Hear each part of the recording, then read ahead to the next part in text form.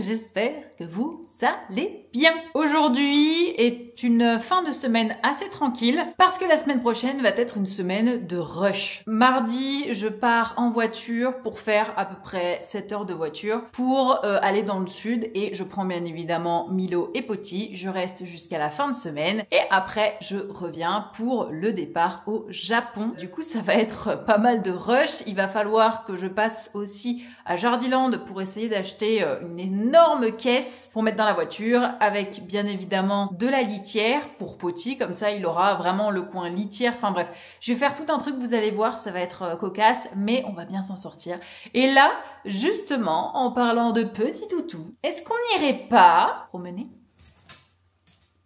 Est-ce qu'on n'irait pas promener? Oh là là là là là là. Oh là là là là là là là là. Regardez-moi ce gros tutu. On va promener. On va promener, on va promener, on va promener, on va promener. Il fait super beau, il est 9 h du matin et j'ai besoin de prendre de la lumière avec mon petit graillou. Mon petit graillou fouille. Bref, c'est parti. Vous allez voir, c'est un coin très sympa où je vais balader. Et ça fait beaucoup de bien, il fait super beau, il fait frais. Oui, mon amour, on y va. Bref, je me dépêche.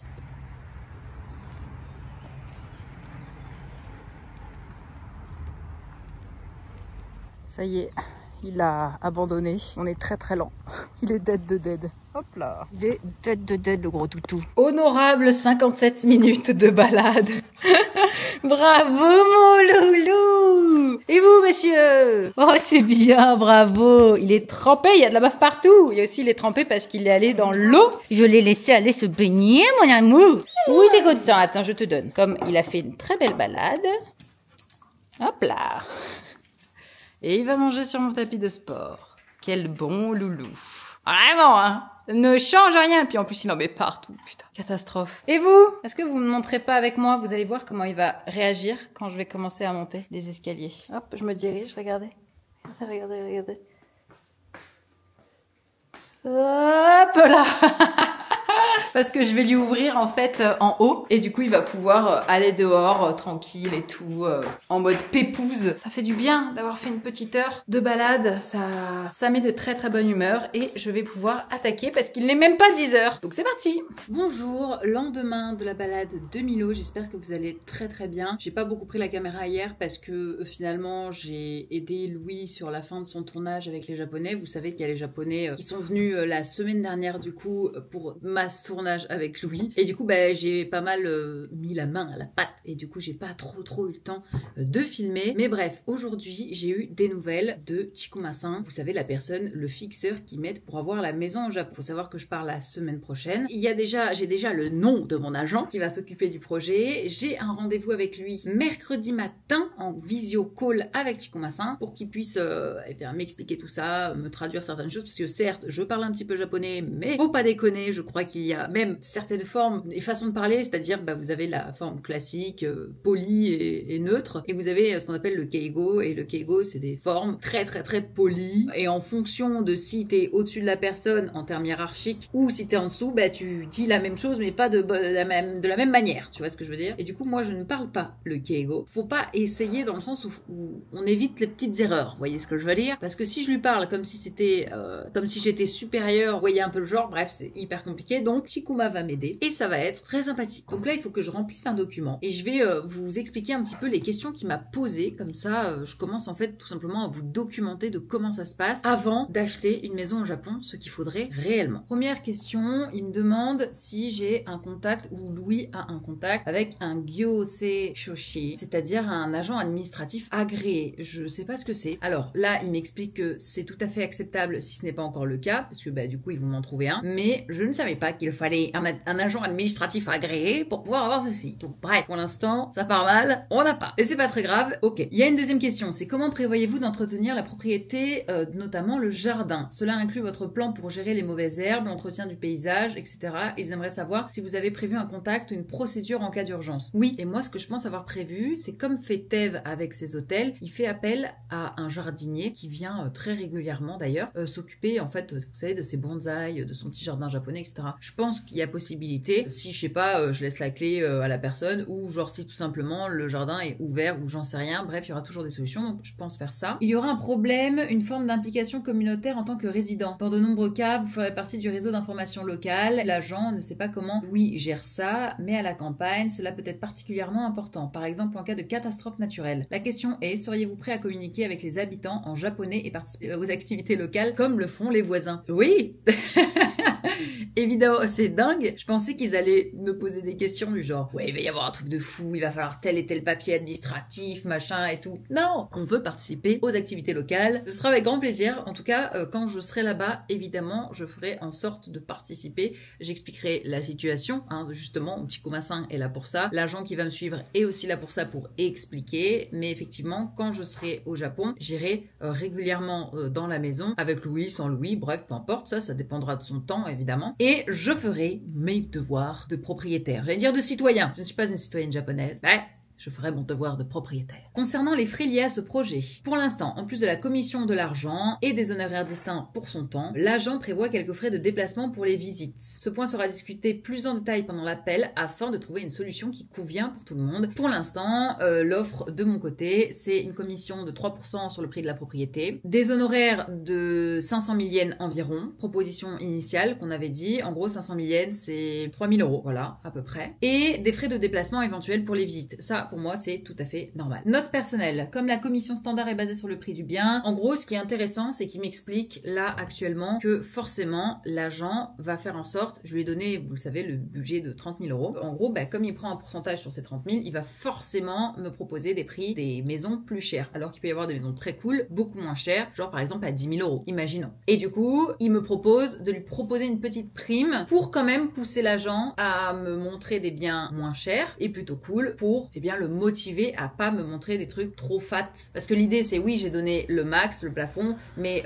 j'aimerais voir un petit peu de tout quoi. Et pour le 5e point et dernier point qu'il a voulu aborder, concernant le tournage de la vidéo, tant que vous ne portez pas la caméra constamment sur lui, il est tout à fait d'accord pour apparaître dans vos vidéos et que vous vous filmiez durant le projet. Voilà, donc c'est une très très bonne nouvelle. Je vais répondre à tout ça, sans plus attendre d'ailleurs. Et puis c'est parti. En fait, ça me rend hyper heureuse tout ça. Je sais pas comment expliquer, je suis hyper heureuse parce qu'il y a beaucoup de choses qui se concrétisent. Enfin, je suis, comment dire, je suis dans ma période idyllique où je suis hyper contente déjà dans mon couple, je suis hyper heureuse. J'aime Louis à la folie, tout se passe extrêmement bien, c'est trop beau. Et puis pareil, au boulot, là, il y a tous ces projets-là qui commencent à se concrétiser. Pour Yoma, il y a quelque chose que j'ai fait la semaine dernière, que j'ai enfin sauté le pas et qui va arriver normalement, potentiellement cet été. Voilà. Bref, en fait, en ce moment, je suis vraiment trop contente et je sais pas si ça se ressent peut-être à la caméra, mais je suis trop contente. Je suis trop heureuse et je suis comblée de bonheur. Donc c'est parti, on va répondre à ces questions et on va avancer tout ça. Et j'ai tellement hâte jusqu'au jour où on va tomber sur une maison dégueulasse et où on va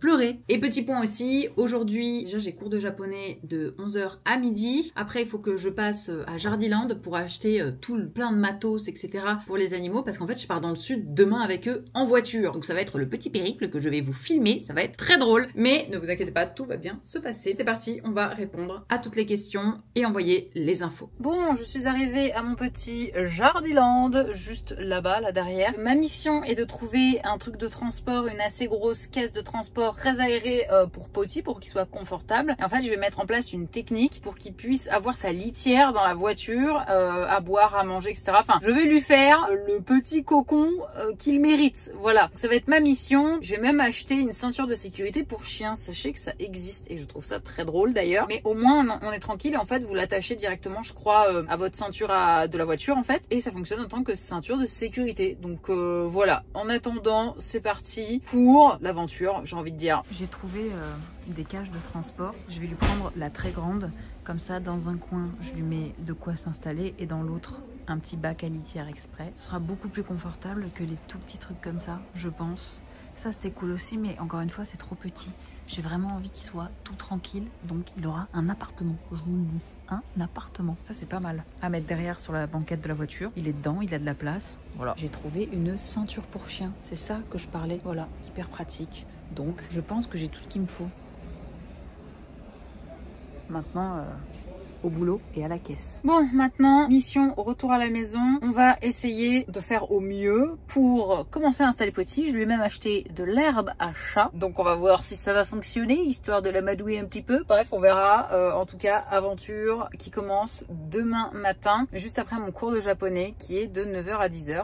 Ça va être sportif, mais c'est parti. On va essayer de se dépêcher, de mettre tout ça en place. Alors peut-être que tu iras de toi-même là-dedans, n'est-ce pas, mon petit Potty? Ouais, dis donc, mon petit pote, viens là, viens faire le câlin. Ah oui, oh bah d'accord. Eh ben d'accord, pris sur le fait, monsieur. Vous avez fouillé pour ça, en fait? Pour l'arbre à chat? Regarde-moi ça. Déjà tombé par terre, à la renverse, il en a mis partout. Oh, Rooking! C'est quoi cette odeur? C'est quoi cette odeur, là? De la drogue pour chat, mon toutou. De la drogue pour chat. Pour ce crapaud! Voilà, il a déjà mis de partout. Bon, c'est pas très grave. Là, je vais mettre en place, du coup, comment j'imagine le truc. Et je pense que ça va le faire, vous allez voir. J'imagine un truc assez sympa. Même Milo pourrait peut-être rentrer dedans. En se serrant un petit peu. Là, il y a des alaises pour éviter les pipis que je vais mettre en dessous avec le bac à litière plus ce truc-là en espérant qu'il pense à pisser dans le bac à litière et non dans son truc-là. Mais qu'est-ce qu'il fait, lui? Mais ta grosse tête, ta grosse tête. Du coup, je vais commencer à préparer tout ça. Regardez-moi ce petit crapaud qui est là en mode « Tu ne m'emmèneras pas, ne crois pas si bien dire. » Je fais genre j'aime bien, mais en fait, ça va être un enfer ton voyage. En vrai, j'ai grave confiance parce que pour le coup, je décide de partir en voiture. C'est plus confortable pour moi, pour mes animaux aussi. Parce que déjà, Milo aura la place sur la banquette. Potty il aura la place dans son énorme cage, voilà, de transport. Et surtout, en fait, je vais mettre un harnais et une laisse à Potty pour pouvoir sortir sur les aires d'autoroute avec les deux zigotos. Comme ça, à chaque pause, eh bien, on pourra faire une pause. Voilà, tout simplement. J'ai installé la laise. J'ai cette litière neuve que j'avais de l'époque de Mimine, pour ceux qui se rappellent. Et est-ce qu'elle va passer? Ah, ça passe! Regardez-moi ça. Donc, si je la pousse là-bas, oh là là, mais le must. Je vais la remplir de litière. Putain, mais c'est incroyable. Et bim! Je vais mettre... Bon, du coup, il se couchera à côté des chiottes, hein, un peu cher, mais bon, écoutez, pour l'instant, c'est quand même beaucoup mieux qu'un sac de voyage. Regardez-moi ça. C'est pas genre le top, ça. On est où, là? On est dans un hôtel 4 étoiles. Regardez-moi ça. C'est le top. Ah, c'est le top, Potty. Il est pas convaincu. Voilà pour le final, avec la litière qu'il faut que j'en rachète et que je remplisse encore un peu. Sa petite herbe à chat, son petit coussin, la protection en dessous, on sait jamais. Et puis ça se ferme, clac comme ça. On appuie et on ferme directement. Et là, ça ne peut plus bouger. Il sera plutôt bien, non? À tous les coups, vous allez voir qu'il va pisser dans ça et qu'il va se coucher dans ça. J'en suis sûre. J'en suis certaine même. Bon, premier arrêt. Il a déjà vomi tout son repas, mais bon. Là, c'est la petite pause. C'est la petite pause, on se dégourdit, histoire de... Il prend l'air, ça lui fait du bien, il observe. Bon, je suis en petite pause avec les animaux, je suis éclatée. J'arrive dans 3h45 après la pause. Je vous avoue que je n'en peux plus, mais j'ai hâte d'arriver, sachant que j'ai encore la partie de ce vlog à monter et que ça sort demain, donc tout va bien. Tout va bien. J'arrive à minuit, top, top, top. Je n'en peux plus, dernier arrêt. Ça y est, Milo est dans la voiture, dernier arrêt avant d'arriver chez ma mère. Il me reste encore sûrement 1h30, un truc comme ça. Je suis à Aix-en-Provence. La conduite tape un petit peu. Oui, Potty? Quelque chose à dire? Je vous reprendrai une fois que je serai arrivée. Regardez qui dort avec moi. Les deux là, ça y est. Je suis dans le lit chez ma maman. Et eux, ils ont eu leur petite pâtée. Et là, c'est le moment câlin, le moment douceur, le moment il faut se coucher. Hop, hop, hop. Il dort au niveau des pieds. Elle est bien là. Sur ce, il est minuit 18 ici. Je vous laisse sur cette fin de vlog. Je vous fais des bisous. N'hésitez pas à vous abonner, activer la cloche, tout ça, vous connaissez. Je vous fais plein de bisous et je vous dis à mercredi prochain, au Japon pour l'aventure de la Kia. Allez, au boulot.